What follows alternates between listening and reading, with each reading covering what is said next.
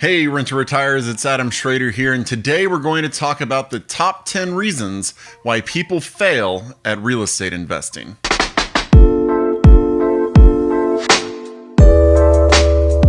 Alright, before we get started with this top 10 list, I want to remind everybody, please subscribe to our YouTube channel, click the notifications bell. Don't miss out on this education we're giving you because we are trying to make you the best investor you can be. We want to make sure you're buying deals that make sense, building the portfolio that will give you the highest return on investment and the best life that you can lead.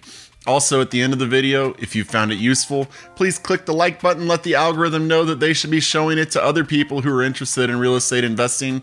If there's any questions you have about the video or any other topics you'd like for us to cover, also please put that in the comments below and we will get to it as soon as possible. So let's get into it. The number 10 reason why people fail at real estate investing is they buy properties that don't cash flow or they do bad due diligence. I have been covering due diligence in my other videos, but let me tell you something. A lot of people, they just jump in and they think it's a property, I can buy it, I can rent it, things will be fine. And they jump in immediately and they don't look at the numbers. They don't do the due diligence we talked about. They pay too much. They rent for too little. They don't know what their property taxes are going to be. They have no idea what their insurance is going to be. It's just a bad all-around philosophy, thinking that every property can be a good investment property because honestly, they're not. There are many, many, many properties that will be great investments. There are many, many, many, many properties that won't be good investments. That's the number 10 reason that I'm giving for why people fail at real estate investing. The number 9 reason is they don't factor in expenses or they have unrealistic assumptions when they're examining their deals. Look, anybody can make a pro forma look a lot better than it should be if they tell you there's going to be no vacancy, no maintenance. Your property taxes are going to be low. Look, even with new construction, you've got that warranty, maybe if you're in a state that has it, maybe you've got a warranty. Well, guess what? You're still going to have expenses here and there after 2 years, after 3 years. Things happen.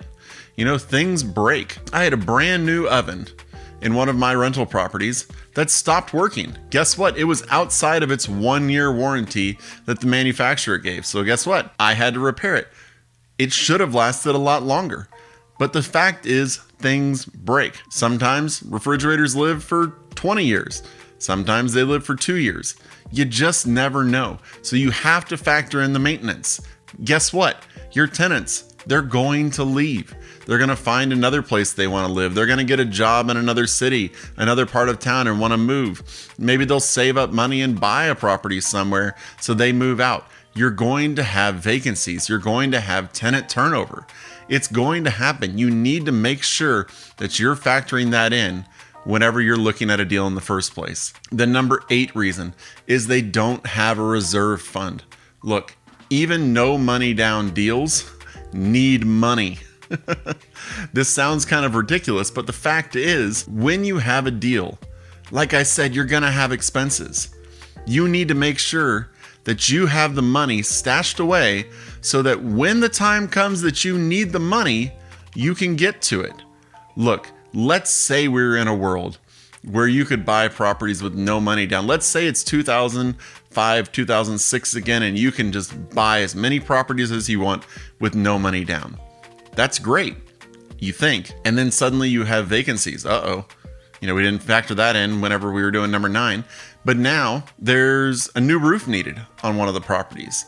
There's a broken refrigerator you need to replace. Your oven goes out. Your HVAC goes out. What are you going to do? Suddenly you have all these expenses riling up and you didn't put any money down, but you also didn't have the reserve fund. You need to have money stashed away for when it's needed to repair or to do any of the other expenses that are needed, CapEx expenses on your property. The number 7 reason that investors fail at real estate investing is they have bad property management.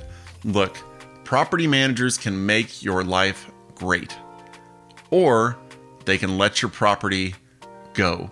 They can let it, just let the tenant do whatever, and they can have bad communication with you, and you don't know what's happening in your property. You need to be sure that when you have a property manager, you are in communication with them.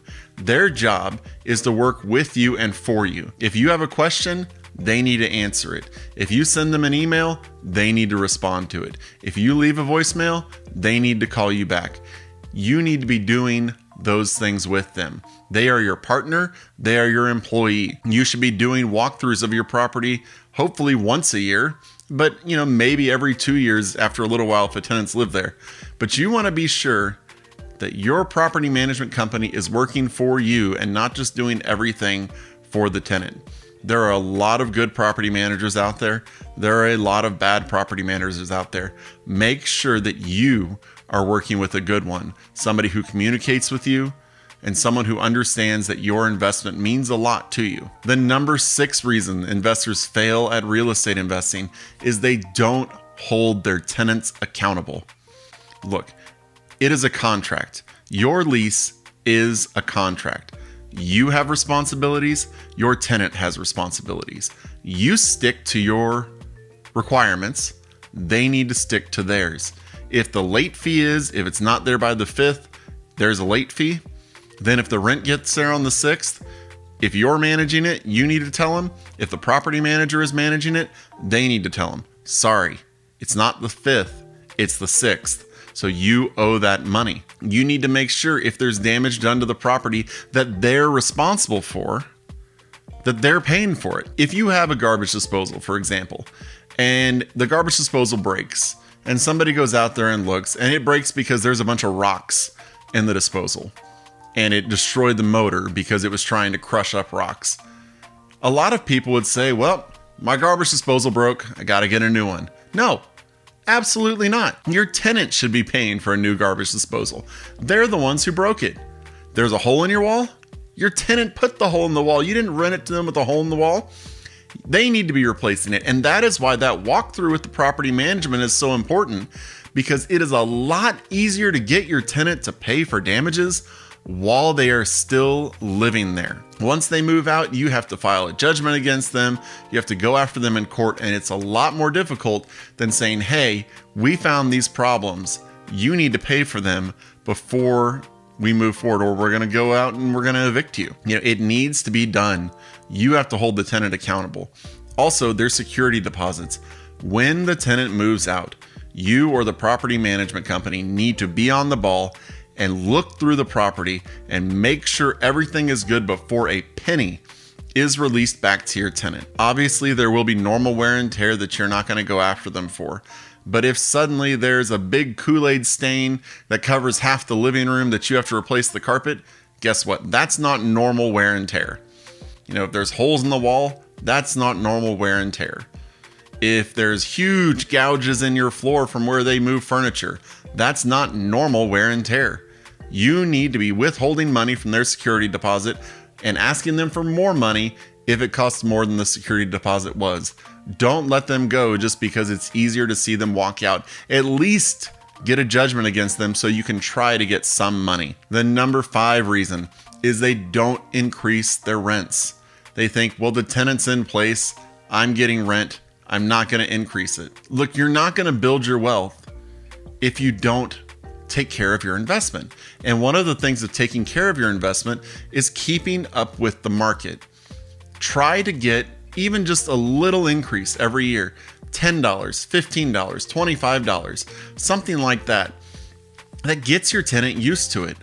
Also, that way, if, for example, we hit a situation like now where there's huge appreciation, where there's huge rent increases, are they more likely to stay if you've been doing the rent increases and their $1,000 original rent has been bumped up to $1,100 and now you ask for $1,200? Or if they've been paying $1,000 for 4 or 5 years and suddenly you say, hey, I want $1,200. That is a lot bigger jump. And they're going to think, why does Adam now want so much more money? He's just greedy. I'm going to move. Forget that guy. He's just trying to rob me. He's just trying to get rich. He's the dirty landlord who's trying to take advantage of poor me. You need to get them used to rent increases and keep them used to rent increases. I'm not saying abuse it. I'm saying keep up with the market or a little bit, behind if you don't feel like you can raise it that much in 1 year. But you need to be asking for rent increases. The number 4 reason is they get married to their property. They think, I bought this property, I'm going to hold on to it come hell or high water. Look, your properties are just another asset. You can have stock in a company, and if that company starts going downhill and you think, oh, there's no way they're going to turn this around, you sell the stock, right? Well, guess what? If you have a property and it starts going down and you think there's no way to salvage this, sell it. There's going to be somebody out there who wants to live in that property or who wants to work on that property and turn it into a rental that they can make money on. There is no reason to hold on to an asset that you don't believe in. On the flip side, if your asset has appreciated so much that it no longer makes sense to hold it, sell it. You don't need to be keeping all of this money in an asset when you could be deploying it for other uses. If it's doubled in value and pulling all that money out in a cash out refinance doesn't make sense, you've talked to your team members and you realize it doesn't make sense to do that, well then just do a 1031 exchange, buy a really nice property or 2 properties or 3 properties with that money and move on to the next investment. Don't get married to your properties. They're there to help you, to make your life better. So don't get married to them. The number 3 reason people fail at real estate investing, and this goes back to number 4 a little bit, is they don't track their numbers. It kills me when I talk to real estate investors who don't know their numbers. You should know every dollar going out and every dollar coming in. If you don't, then how do you know if you're succeeding? You could be losing hundreds of dollars a month and not know it because you see that rent come in and you think, hey, the rent came in, I must be doing all right. You could be making more money than you know. And a property that you think, oh, I had to spend money on that to do all these repairs, I'm tired of that property. It could be a great property that's been cash flowing for years and just had a bad one this time. You have to track your numbers. If you're not tracking your numbers, I don't know what you're doing. Look, real estate is a relatively passive investment, but it is not completely passive. If you want completely passive, go buy some treasuries. You can just hold on to them, sell them at maturity, get paid at maturity, and everything will be fine. But you have to be tracking so you know what's good, what's bad, and where you need to adjust so that you can become more successful. The number 2 reason that people fail at real estate investing is a lack of patience. Look, getting rich takes time. Building wealth takes time. One rental property is not going to make you rich, immediately at least. You're going to get a little bit of cash flow a month, a couple $100 coming in. Is it going to help? Sure. It's nice to get $300 a month cash flow. Is it going to be completely life-altering? Probably not. But suddenly you get 2, you get 3, you get 4, you 1031 exchange because the property is appreciated and you can buy more properties with that one. And it just keeps building and building and building. But look, you're not going to be able to do a cash out refinance or a 1031 exchange after 6 months, after a year, after 2 years. It's going to take 4, 5, 6 years, and that is a wait. And in today's society, people don't want to do that. I mean, most people aren't even watching the video at this point because they gave up because it's too long. So how are we expecting most people to wait years upon years to see the payoff? The huge payoff that comes with it when they won't even sit through a 10-minute video or more. You need to have patience.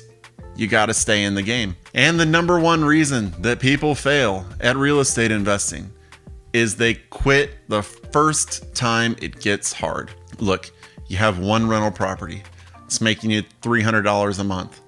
Suddenly something happens and there's a $600 repair and it wipes out 2 months of cash flow. And you're thinking to yourself, what did I get myself into? What is going on? This is just a waste of money.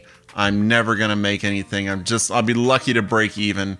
Oh my gosh. And then another thing happens and it's a $700 expense. And you're thinking, well, there goes the whole year, right?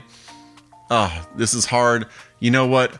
I'm just going to go ahead and put my money in the stock market because, that's easier. I can just, other people are doing it and I'm just going to set it in there and, forget it. And it'll be a lot easier. Well, guess what? It might be easier, but it's not going to end up better for you. But so many people quit before they see the benefits. When it gets hard, you just examine what's going on. Has anything changed from your original reason for getting into real estate? If nothing has changed, then it's just a bump in the road. Now, I will grant you, a bump in the road with one rental property is a bigger bump than a bump in the road with 10 rental properties, with 20 rental properties. But a bump in the road is just a bump in the road. So don't quit just because times got a little bit hard. All right. I hope this video has been helpful for you. If it has, please click the like button. Let other people know that they should listen to the top 10 reasons why real estate investors fail so that they don't make these mistakes. If there's any questions you have about this video, leave them in the comments below. We'll get to them as soon as possible. If you have any other videos you want us to make one about, just put it in the comments and we'll get to it as soon as we can. You can check us out at renttoretirement.com. You can see all the properties we have available. You can make a call with one of our team members and we can help you connect with the property or connect with a lender, a 1031 exchange, anybody who can be on your real estate team and help you succeed. That's what we're here for, is to help you become an empowered investor who lives the life that you want. So go to renttoretirement.com. You can also go to renttoretirement.com/hotlist and get our properties sent to you as soon as they're uploaded. Don't wait. Become a successful investor. We'll see you on the next video. Thanks for watching the Rent to Retirement YouTube channel. Check out some of our other videos, like this one, or this one here.